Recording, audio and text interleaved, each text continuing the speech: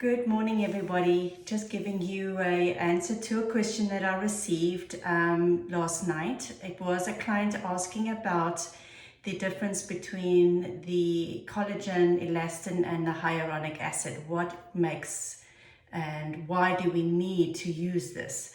So I've got a little bit of a demonstration here today, and I hope it works for you. What we normally try and do is, to make it simple, I'm going to use this glass as a skin cell. Now, as you know, skin cell has water in it to make them feel nice and plump. In the skin, we have fibroblasts, which I'm going to use as teaspoons and spoons. That's inside of our cell. Now, to keep all these fibroblasts and keeping the cell rigid, these guys are strong enough to keep it all together with the elastin, keeping the spoons, which is our collagen, the elastic band, which is our elastin, and we have a little bit of oil to retain the moisture underneath the oil, which will keep it all happy and plump. So we have our cell, we have our water retention due to the oil, which is the hyaluronic acid. We have the collagen, which is our metal spoons, and we've got the elastin, which is the elastic band, keeping them nice and tight and firm.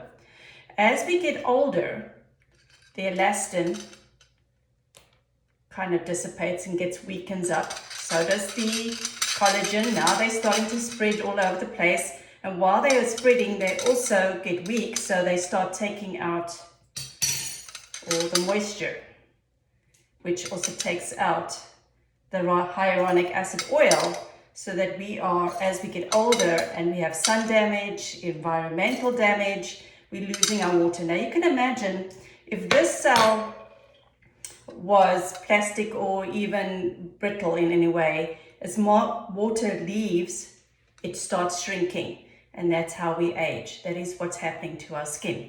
So what we're going to try and do is we're going to add in the collagen, whether it be the 5%, the 10%, or the 40%, depending on what your stages are. We have our hyaluronic acid and we have our elastin, 5%, 10%, and 40%. So what we want to do is put that back into the skin. So we'll do with the collagen. Now we've got the collagen back in there. Start building it up slowly but surely. But that's not enough. It's still all scattered all over the place. So we want to try and get this fibroblasts of the proteins of the collagen to start getting rigid again. So to do that, we're going to introduce our elastin. I'm going to put it back into the skin, tightening up the spoons, which will make sure that they do not release the moisture. We put our hyaluronic acid back in as well. And of course, the moisture that we are putting into our skin from internal and externally is nice and strong again. So that kind of gives you an idea of what happens to our cells. Hopefully that explains it a little bit more for you. See you later.